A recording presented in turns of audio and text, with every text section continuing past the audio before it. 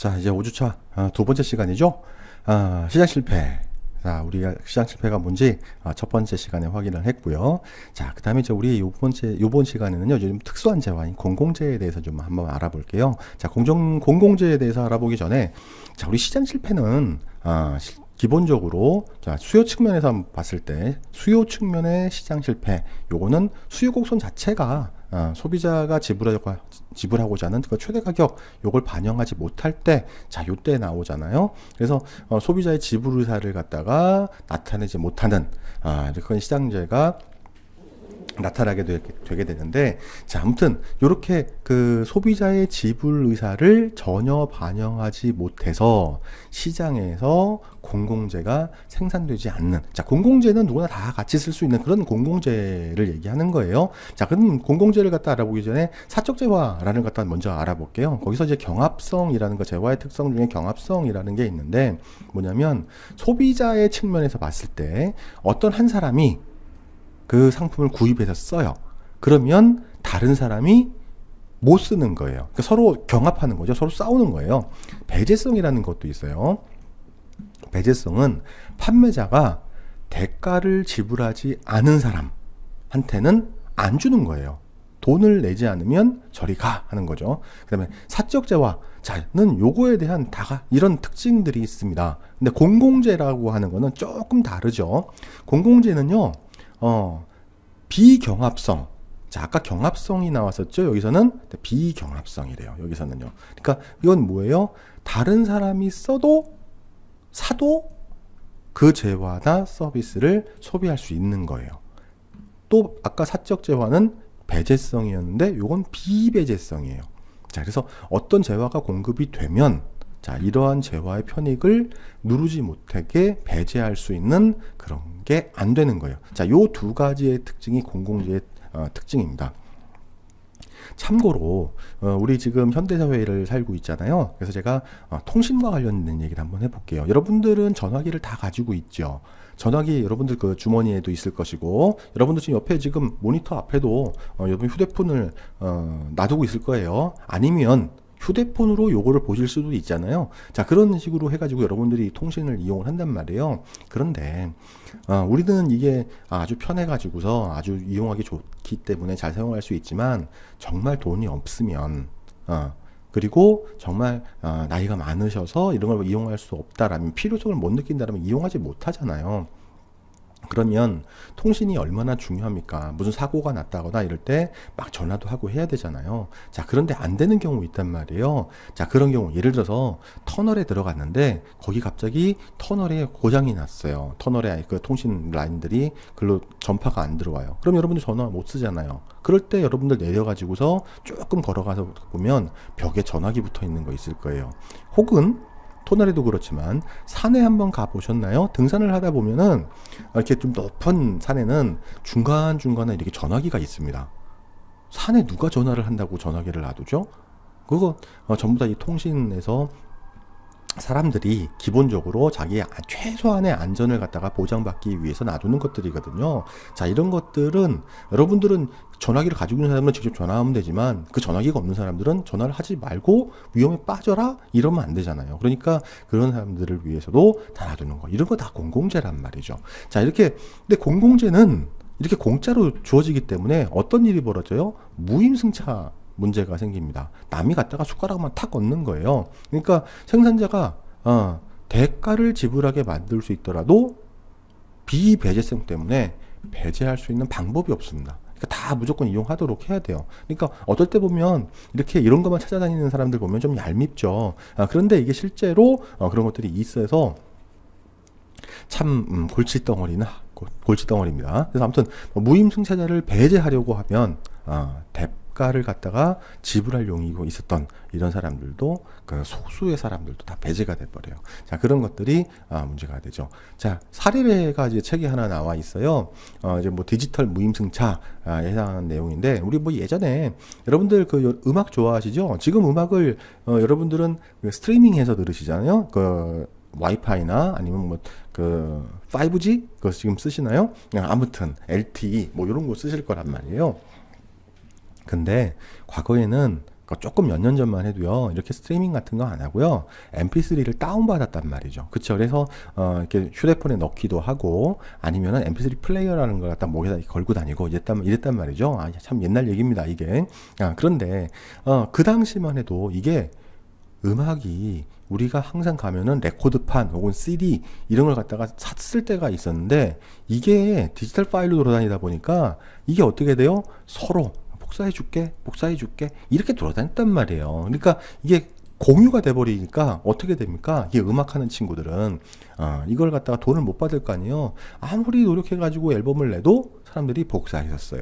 그러면 못 하는 거예요. 그러니까 음반 판매가 꽝 이렇게 되는 거죠. 그러니까 그러면서도 이걸 알면서도 진짜 많은 사람들이, 전 세계적으로 봤을 때 많은 사람들이 이걸 갖다가 디지털 파일을 이렇게 썼어요. 심지어는 미국 같은 데서도요, 여러분들 우리나라에서는 소리바다가 처음 시작을 했었지만 거기서는 냅스터라는 그런 회사가 시작을 했었습니다. 그렇게 해가지고서 엄청난 음원을 갖다 공유를 했었죠. 그러니까 이 음악하는 친구들은 어떻게 해야 됩니까? 이제 생각을 경제학적인 마인드, 경영학적인 마인드를 가지고 와야 돼요. 결국은. 왜냐면, 자본주의 사회에서 돈 벌어야 될 거 아닙니까? 그러니까 어떻게 생각을 해야 돼요? 음악은 우리를 알리는 거. 자, 이렇게 해서 공짜로 주고 공연을 하자. 뭐, 음악하는 사람들이 공연 많이 하니까. 그래서, 굿즈라고 우리 보통 하잖아요. 그러니까 티셔츠, 기념품 이런 걸 갖다 파는 거예요. 자, 그렇게 팔아가지고서 무료 다운로드 받으니까 사람들이 다 좋아할 거고 알게 될 거고, 그렇게 자기 인지도를 높인 다음에 여기서 수익을 엄청나게 거둬들이는, 자, 이런 일들이 벌어졌습니다. 자, 이렇게 결과적으로 이렇게 무임승차 때문에 시장 수요에서, 자, 이렇게 지불의사, 그러니까 무임승차의 그 지불의사가 빠지게 돼 있는데, 시장에서 보면은요, 아까 그 사례에서 보듯이, 자, 무임승차로 인해서 시장 수요가 적거나 빵이 되면, 0이 되면, 민간 기업으로 생각을 해보면 공공재를 공급해도 이윤이 없죠. 왜? 0이 되네요. 0. 전혀 사질 않는데. 그러니까 민간 기업들은 어떻게 해요? 공공재는 안 해. 이렇게 되는 거죠. 그러니까 사회적으로 필요한 건데 안 해. 그럼 산에 있는 전화기는 누가 운영을 할까요? 그거요. 그 각 통신사들에서 돈을 걷어가지고서 KT에서 운영을 하는 거예요. 잠깐 제가 말씀을 드리는 거예요. 그게 연간 한 700억 정도가 들어간답니다. 그러니까 보통 제가 이게 한 10년 전 데이터가 700억 정도예요. 그 이후로는 제가 생각을 안 했던 부분이라서 잠깐 제가 생각이 나서 지금 얘기를 한 거고요.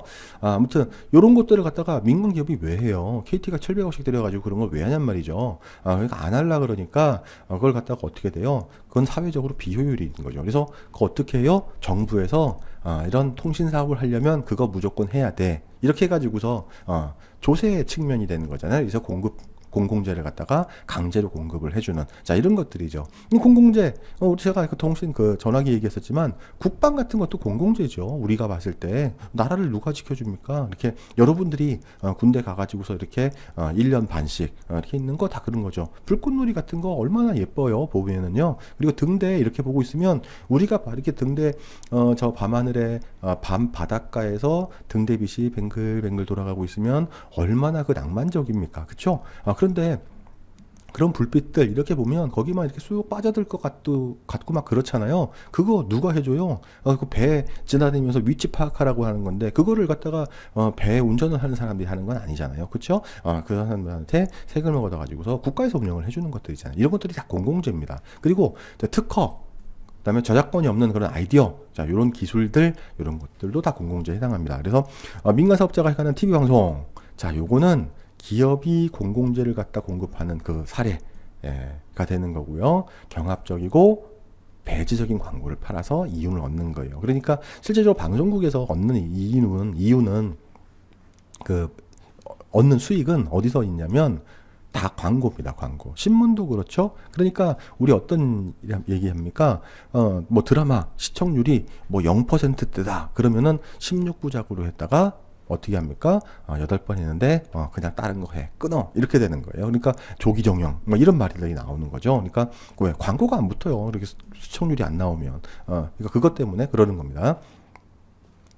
그럼 이제 공공재 최적 공급량 얼마만큼 해줘야 되는가? 자, 이것도 판단을 해야 되는데, 정부는 항상 공공재는 얼만큼 될 건지 거기에 대해서 수요를 갖다 추정을 하겠죠. 얼마만큼. 자, 그 추정을 했다라면 그거에 대한 것들이 비용이 계산될 거 아닙니까? 뭘 계산해야 돼요? 한계 편익과 한계 비용을 계산을 해서 자, 요게 딱 맞아 떨어지는, 그러니까 효용이 최대가 되는, 그러니까 서플러스, 그죠?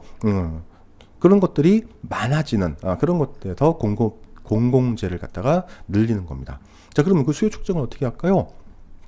뭐 각 단위에서, 공공재 각 단위에서 지불이사가 있잖아요. 자, 그럼 이걸 확인해야 될 거 아닙니까? 얼마만큼 지불할 것인지. 공공재 개별 공급량에 대해서 집합적 지불이사 요걸 찾아서 수요를 갖다가 예측해내는 거고요.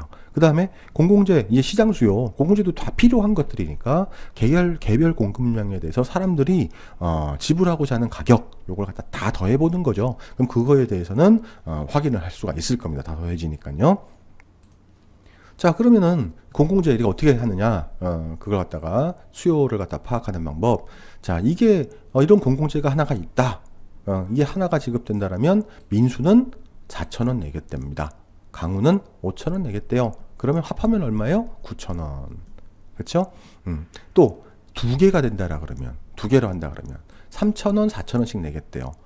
근데 합해보면 7,000원. 근데 앞에서도 그랬고, 한 개도 그랬고, 두 개도 그랬고, 한 개 비용이 이렇게 생산을 하면 할수록 늘어나니까, 이게 한 개 했을 때는 1,000원, 두 개 했을 때는 3,000원, 세 개 했을 때는 5,000원, 네 개 했을 때는 7,000원, 9,000원, 다섯 개 했을 때는요. 이렇게 늘어나는데, 이걸 합해야 된다 그랬죠. 그런데 합해보니까, 세 개째에서 보니까 어떻게 돼요?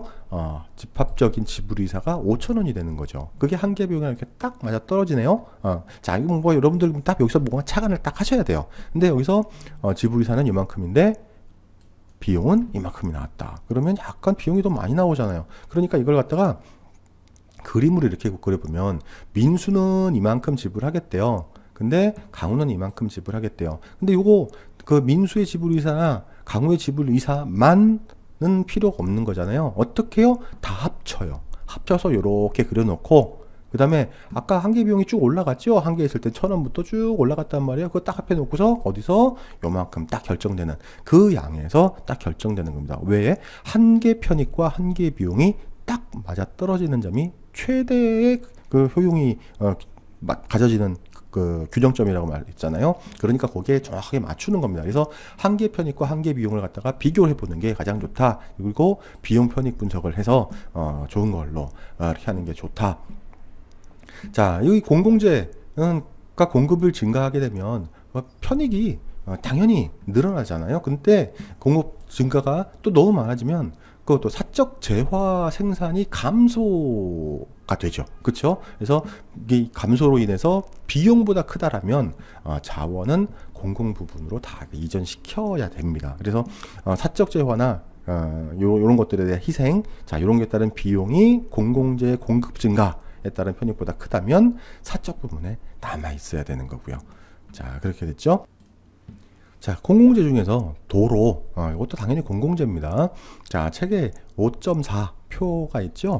자, 이 표를 한번 보세요. 여기서는 이제 다양한 도로들을 갖다가 생각을 놓고 있고, 이거를 갖다가 건설을 함에 따라서 뭐 비용이 얼마만큼 들어가는지를 갖다가 계산을 해놓고, 요걸 총비용, 총편익, 뭐 그 다음에 순편익, 자, 이렇게 해서 다 계산을 해놨습니다. 근데 한번 보세요. A, B, C. 자, 요거 순편익은 얼마죠? 플러스예요. 요렇게. 그쵸? 근데 D에 해당하는 계획은 마이너스죠. 이렇게 나오면. 그럼 요거 해야 돼요? 말아야 돼요? 자, 요거 마이너스니까 안 해야 된다. 자, 그렇게 생각할 수 있잖아요. 자, 그런데요. A, B, C 중에서 자, 어떤 계획을 택하느냐? 자, 요건 한 개 비용이랑 한 개 편익. 자, 비교해서 구할 수 있죠? 한 개 비용 A, B, C 중에서 한 개 비용, 한 개 편익을 갖다 비교한다 그랬잖아요. 그 원칙은 당연히 한 개 비용이랑 한 개 편익이 동일해지는 그 기준을 갖다 적용을 해보면 정부가 어떤 계획을 추진해야 되는 거예요? 총편익에서 여기에 해당하는 4번 요 총편익에서 총비용에 해당하는 것들이죠. 자, 요 총비용을 갖다 뺀 뭐가요? 순편익. 자, 요게 최대가 되는 거, 그거 하면 되는 거예요. 그래서 경제성 재고는 순편익이 최대화될 수 있도록, 자, 민간 부분이랑 공공 부분 간에 자원 배분이랑 공공재 간에 자원 배분이 행해지는, 자, 이런 것들을 갖다가 확인하면 되는 겁니다. 자, 그리고 우리가 준공공재라는 것도 있어요. 준공공재. 자, 요 준공공재는 뭐냐면 정부는 배제성에 있어서 민간 기업이 생각할 수 없는 그런 재화를 갖다가 공급하는 때가 있죠. 그러니까 도로, 교육, 뭐 경찰, 뭐 소방 이런 것들. 자, 이런 것들은 다 공공재처럼 여겨지는데 실제로는 준공공재입니다. 왜냐하면 교육도 사적 재화들이 있죠. 사적 재화들. 그리고 경찰도 뭐 시큐리티 가드들이 따로 있고 하니까 이제 그런 것들을 생각하면 그래요. 그런데 자원의 재분배 과정이 있습니다. 그러니까 자원의 재분배라는 거는 뭐냐면 정부가 걷어들여 가지고서 걷어들이는 건 조세죠. 자, 조세를 부과함으로써 구매력 있는 민간 부분에서 정부 부분으로 이전되고서 따라서 다시 민간 부분으로 사용되던 그런 자원이 다 빠져나와서 또 새로 다시 또 하는 거. 자, 뭘 보시면 되냐면 여러분들 경기도, 서울, 뭐 각 지자체에서 또 정부에서 이번 코로나 때문에 소득금, 경기도에서 우리 소득금이라고 얘기를 하고 서울에서 뭐 지원금 뭐 이렇게 해가지고서 돈을 얼마큼씩 주잖아요. 자, 이거 뭐 어떻게 하는 거예요? 정부에서 지방자치단체에서 세금을 받잖아요. 그걸 갖다가 해가지고서 다시 이렇게 주는 그런 것들을 갖다가 얘기를 하는 겁니다. 이제 그런 것들도 여기에서 될 수가 있겠네요. 자, 그러면서 이제 우리가 생각해야 될 건 또 외부성이라는 게 있습니다. 이건 일반 재화들이나 서비스, 자, 이런 것들에 있어서 우리가 비용이나 편익은 공급자나 소비자나, 자, 이렇게 해서 우리가 확인했었잖아요. 근데 이게 비용이나 편익이 거래 당사자가 아니라 제3자에게 가게 되는 거. 요걸 갖다가 외부성 이렇게 얘기합니다. 근데 이 외부성은 우리가 양의 외부성과 음의 외부성 이렇게 두 개로 구분을 할 수 있습니다. 자, 얘가 나와 있죠. 오염된 공기. 자, 요거 호흡을 하면 어떻게 됩니까? 코로나, 이 바이러스가 들어있는 그런 공기를 갖다 호흡하게 되면 비용이 음의 외부성에 속하는 거예요. 다 질병본부에서 이렇게 다 돈을 내가면서 국가 돈 써가면서 하는 거잖아요. 이렇게 음의 외부성이 발생을 하면 이를 초래한 상품은 뭐 과다 생산이 되고요. 반대로 양의 외부성이 발생하면 뭐 과소 생산이 되고 하는 이런 결과가 나타나게 됩니다. 자, 요 그래프를 보고서 설명을 한번 해볼게요. 앞에 있는 건 음의 외부성, A는 음의 외부성이고요. B는 양의 외부성이에요. 자, 음의 외부성은요, 공급 측면에서 시장 실패를 초래하거든요. 자, 보세요. 음의 외부성. 자, 생산자가 다른 사람에게 부담시킨 비용을 갖다가 고려하지 않기 때문에 발생을 합니다. 그 얘기는 뭐냐면 생산자가 자기가 생산을 할 때 비용이 많이 들어가야 되잖아요. 근데 이거를 갖다가 비용의 어떤 일부분을 갖다가 외부 비용으로, 그러니까 주변 주민들에게 맡겨버리는 거예요. 그러니까 다른 사람이 내는 거잖아요. 그러면 생산 가격이 당연히 떨어지게 되겠죠. 그러니까 외부 비용을 갖다가 지불을 하게 되면은 한계 비용이 지불할 때보다 원래는 이렇게 해야 되는데 여기서 설정이 돼야 되는데 더 비용을 갖다가 다른 데다 줘버렸어요. 그러면 이 가격이 떨어질 거 아니에요, 아래로. 그렇죠? 그러면은 어떻게 결정이 돼요? 가격이 여기에서 이렇게 결정이 된다는 거예요. 그래서 오염물질을 갖다 배출하는 기업 공급곡선이 외부 비용이 포함된 총 공급 곡선보다 아래쪽에 위치하는 거죠. 왜? 오염물질을 배출을 하면서 그걸 갖다 깨끗하게 하는 그 비용을 자기들이 내야 되잖아요. 근데 그거 안 내고서 누가 합니까? 사회에서 해버리잖아요. 그러니까 이제 그런 일들이 발생을 하는 거예요. 그래서 이런 음의 외부성이 갖다가 나타나는 이런 시장의 균형 생산량, 자, 요거는 사회적 최적 생산량보다 많아요. 왜냐면 Q0에서 할 걸 Q2로 해버리니까. 자, 그러기 때문에 어떻게 해요? 생산 과다 자체가 뭐라 그랬어요? 실패요. 시장 실패. 자, 이제 조금 이해가 되시죠? 자, 제가 음의 외부성은 공급 측면에서 나타나랬죠? 근데 양의 외부성은요, 수요 측면에서 나타납니다. 얘는 공급, 얘는 수요. 이렇게 생각하시면 돼요. 자, 이거 양의 외부성 요거는요, 시장 수요 곡선이 양의 외부성으로 인해서 얻게 될 편익을 지불 의사로 포착하지 못하기 때문에 발생을 하는 거예요. 자, 책에서는 예방접종을 가지고서 예를 들고 있어요. 그래서 수요곡선, 그러니까 예방접종으로 인해서 제3자가 얻는 편익을 포착하지 못함. 자, 이게 지금은 제가 설명하기가 참 굉장히 애매합니다. 자, 우리 코로나 바이러스 때문에 우리가 이런 거 예방접종 할 수가 있다 그러면 여러분들 맞겠어요? 안 맞겠어요? 아니, 다 맞으려 그럴 거 아니에요. 근데 전에는 어땠습니까? 코로나 바이러스 말고 이제 뭐 독감? 이런 백신 여러분들 다 맞았어요? 매해마다 다 맞았습니까? 네, 그렇게 대답하는 분들도 있겠지만 안 맞았어요 이런 분들도 많을 거예요. 자, 그런데 이거 다 맞는 사람만 이익입니까? 맞지 않는 사람도 이익입니까? 맞지 않아도 이익이잖아요. 왜요? 내 주변에 다 예방접종 맞아가지고서 독감 안 걸리면 그 바이러스 나도 옮겨올 이유가 없잖아요. 그쵸? 그러니까 이렇게 이런 것들을 갖다 편익을 갖다 파악하지 못하는 거예요. 그래서 시장 수요 곡선 자체가 외부 편익을 갖다가 지분류사로 포함하지 않아요. 그렇기 때문에 총 편익을 고려한 수요 곡선보다 당연히 이렇게 아래쪽으로 이렇게 위치가 되는 겁니다. 이게. 자, 내려오니까 어때요? 원래 균형점 여기였었는데 균형점 여기로 나오잖아요. 그러니까 실제로는 요만큼 생산해야 되는데 어디서 생산한다고요? 적게 생산하는 거예요. 자, 그러니까 이게 그 양의 유보성이 존재하면은 시장의 균형 생산량은 사회적 최적 생산량보다 적다 많다 적어요. 그렇기 때문에 충분한 백신이 생산이 되지 않는 거죠. 근데 지금 백신 나오면 다 맞으려고 그럴 거예요. 그쵸? 우리. 그러니까 이거 알기 전까지는 그랬지만, 그래서 이런 일들은 백신 생산의 자원이 과소 배분되는 이런 시장 실패가 나타나게 되는 거죠.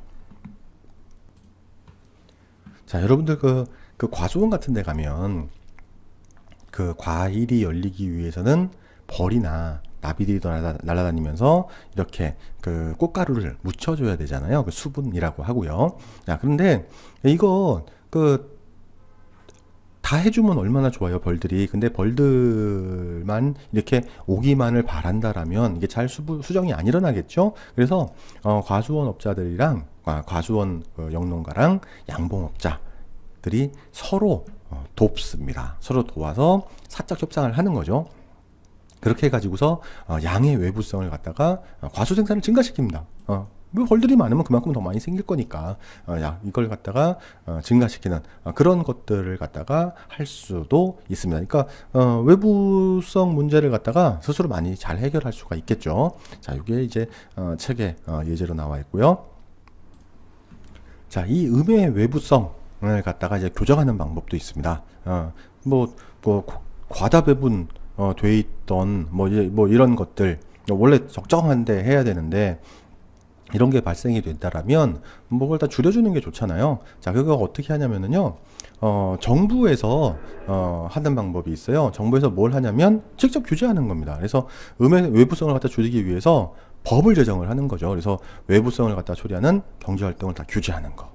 아까 얘기했던 공기를 갖다가 더 맑게 한다라든가 아니면 뭐 세금을 과다하게 부과한다든가 뭐 이런 것들이죠.